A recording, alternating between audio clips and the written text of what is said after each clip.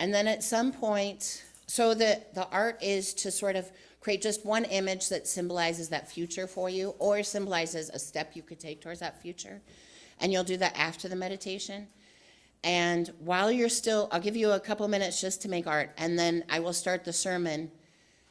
But I will invite you to keep making the art while I'm speaking the sermon. You don't have to stop at any point. I'm not going to say when you have to stop making the art. You could stay till the end of the service and make the art if you want. But the service will continue for the sake of time, but you can listen to the sermon while you're making your art.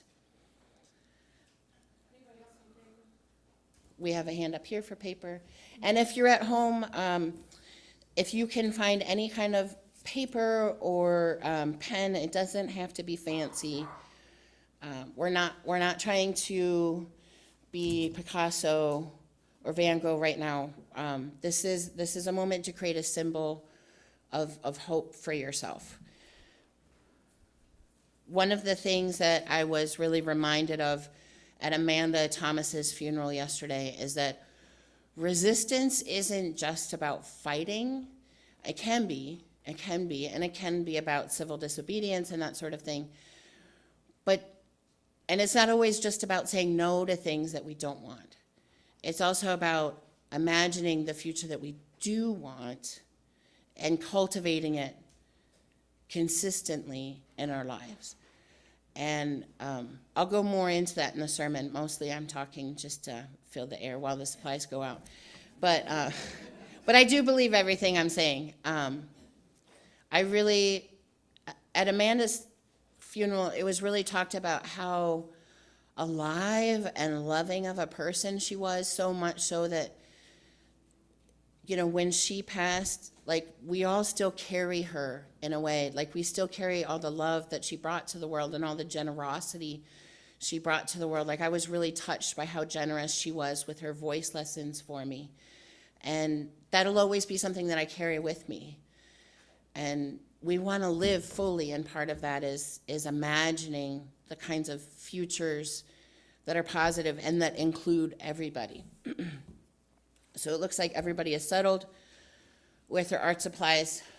So before we do anything else, I invite you just to either close your eyes or soften your gaze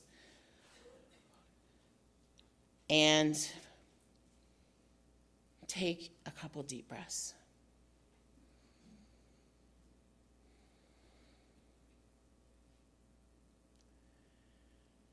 Now pay attention to your body, how it feels to be in the position you are in. Listen for any small discomforts that might be alleviated by a small adjustment, and do so if that is a thing that's possible. And if there are aches and pains that cannot be fixed so easily, I invite you to just send love to those parts of your body for now.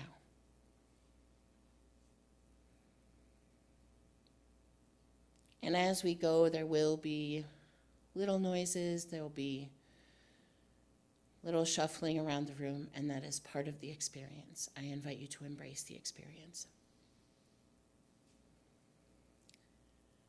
And next, pay attention to your breathing. You don't need to do anything specific with it yet. Just notice how it comes in and out.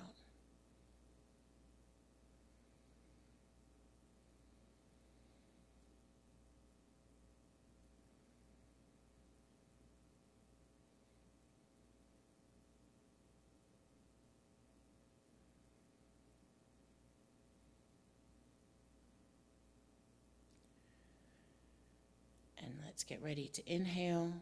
2, 3, 4. Hold. 2, 3, 4. Exhale. 2, 3, 4. Hold. 2, 3, 4. Inhale. 2, 3, 4. Hold. 2, 3, 4. Exhale. 2, 3, 4. Hold, 2, 3, 4. Inhale, 2, 3, 4. Hold, 2, 3, 4. Exhale, 2, 3, 4. Hold, 2, 3, 4. Inhale, 2, 3, 4. Hold, 2, 3, 4. Exhale, 2, 3, 4. And breathe normally.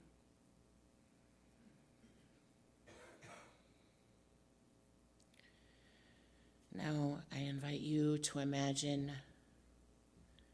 your future 10 years from today.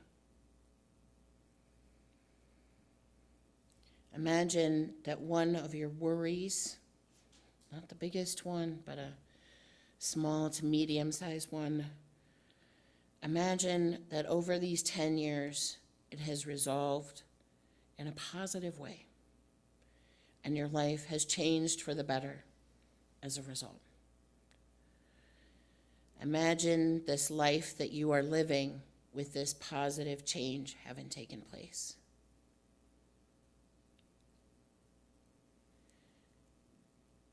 Imagine it with your senses.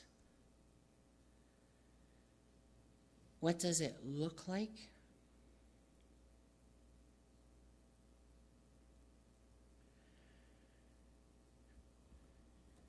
If you see colors, what are the colors?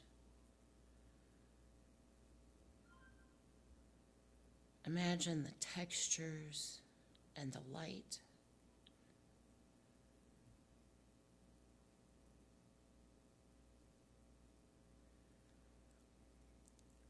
What are your tactile experiences? What is within reach to touch, and what does it feel like to your fingers?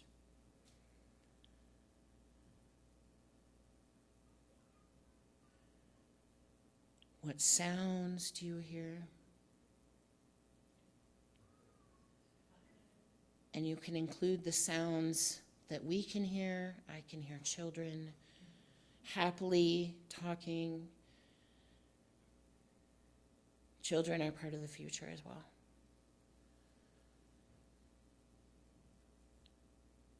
What other sounds do you hear?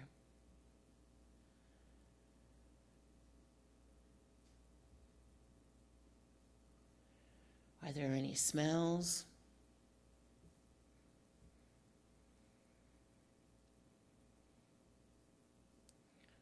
What are you eating? What does it taste like? And how do your emotions feel in your body? Are you feeling freedom, joy? Do you feel lighter? Or do you feel more grounded? Just feel how your body feels 10 years from now with this problem solved.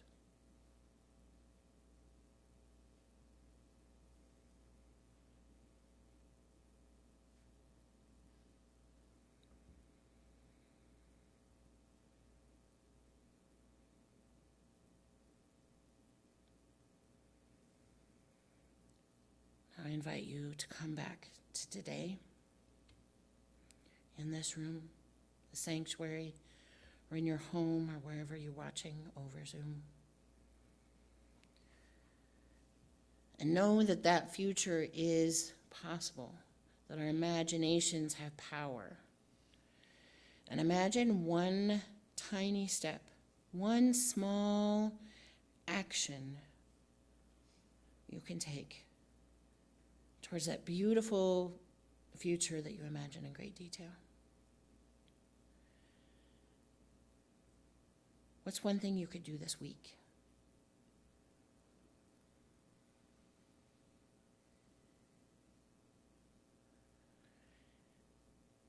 And then whenever you're comfortable, I invite you to open your eyes, wiggle your body a little bit if you need to kind of get more present in this moment. And then take out your art supplies,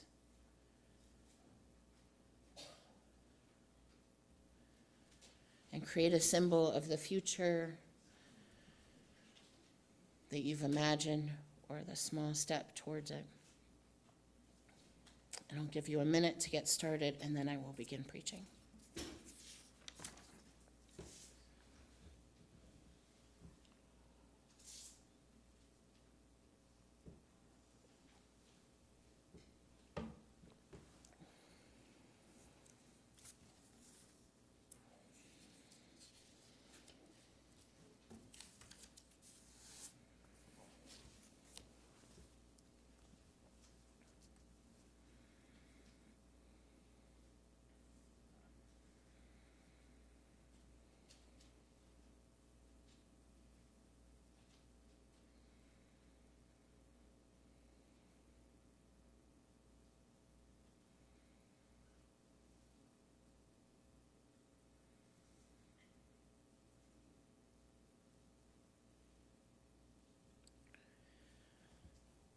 We all have the power to time travel into the future. We don't need any special technology like the DeLorean and Back to the Future, or the blue telephone box that is operated by Doctor Who. Our imaginations are more powerful than we give them credit for, and we can leap into the future and imagine the goodnesses we want and take small, concrete steps or actions towards making those happen. One very powerful way to create hope where hope did not exist before is by imagining the future exactly 10 years from now in great and specific sensory detail. 10 years is actually a very special amount of time. We mark history by decades, and we mark fashion by decades. We mark the length of our lives in decades. We say that the 60s were a time of tumult, positive change, and bell bottoms. The flapper fashion was based in the 1920s. And a person's life from ages 20 to 30 is often used for exploration, growth, and new beginnings. 10 years from now is also far enough from now that it feels like anything could be different in that time. And yet it is close enough that it's possible to imagine how small actions we take now could lead to a transformed future. In seminary, we read a book called Imaginable: How to Create a Hopeful Future by Jane McGonigal. And she states that developing a regular and consistent practice of imagining the future 10 years from now is capable of making a huge difference in our lives. She suggests there's something magical about a decade, and that a decade is far enough out that our current constraints and problems can be imagined to be gone. Whether you imagine something positive or negative, she says the trick is to imagine in great detail, just as I invited you to do in the meditation a few minutes ago. There's a quiz in the book that tests hopefulness. It asks the reader to pick an issue you are worried about, and then pick a community you would like to work towards creating resiliency towards that issue. When I first read the book, I picked supply chain breakdowns, and I picked Unitarian Universalism as a whole. As I answered the questions in the quiz, it became obvious that I wasn't that hopeful that I could make Unitarian Universalism more resilient in the face of supply chain breakdowns. The reason that I picked supply chain breakdown was because it was a topic that my teenage, non-binary child, Ren, had brought to me with concern. They were worried about what if the supply chain breaks down and we can't get bread or eggs or any kind of food. This issue is actually likely to become a problem in the coming decades, especially with climate chaos already happening And so that's why I picked it as my topic to test hopefulness. But as I said, my score was low initially. The crucial thing that I learned from taking this quiz is that I became much more hopeful when I picked a smaller community. Instead of Unitarian Universalism as a whole, which is pretty big, I imagined myself building resiliency just among my group of friends. This felt much more possible. I realized that if there were supply chain shortages, first we would just need to focus on the day-to-day food. So one thing I could do to prepare would be to take time now to encourage all of my friends to make a plan in case they couldn't buy food for 2 or 3 weeks. It's not hard to store some extra dried beans and rice for an emergency. Currently, I have 5 pounds of each in a closet aside. Maybe we could start growing microgreens in our apartment, I thought. I figured if we made a plan to get through a few weeks, that could be a stopgap to a bigger solution. And for the longer term, we could get to know our neighbors and build more community, because it's going to be our relationships to our community that get us through the worst of times. I say that to a community. You guys have each other. I advised Ren to do research into little steps we could take now to get us through a situation like that, instead of becoming frozen in fear.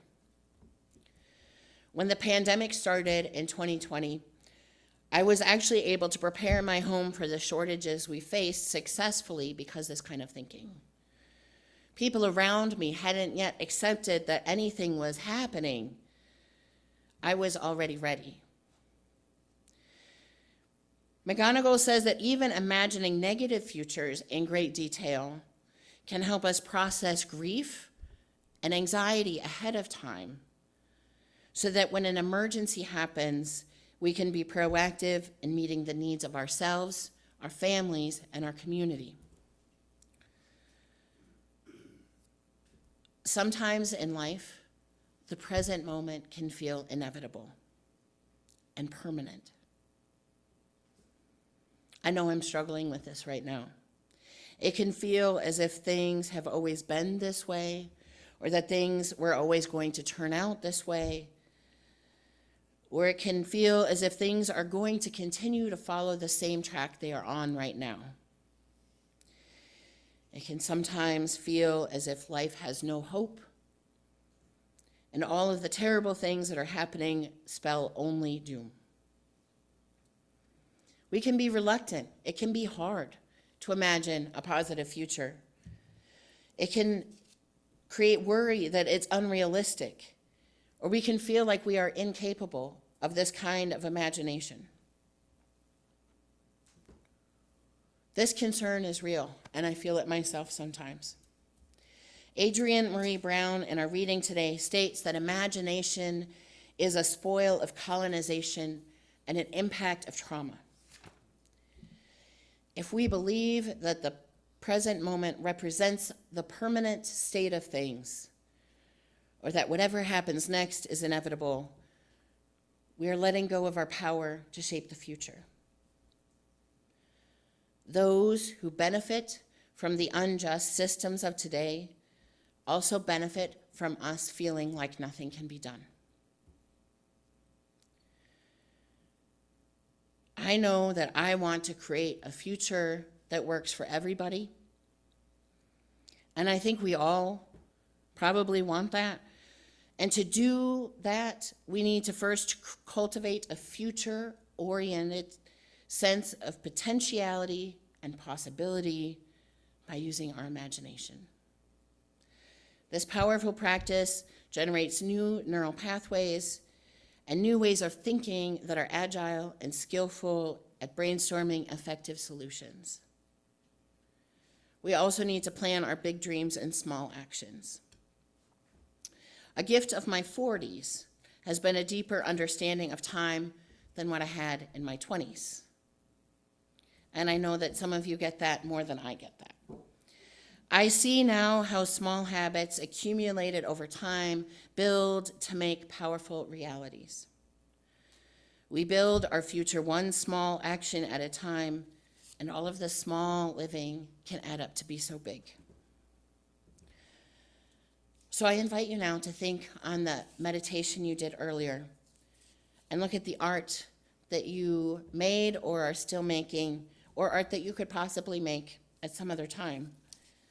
What is the vision you had for 10 years from now? Remember those sensory details. Remember how your sensory feels. Bring yourself back to those feelings. I'll give you a second.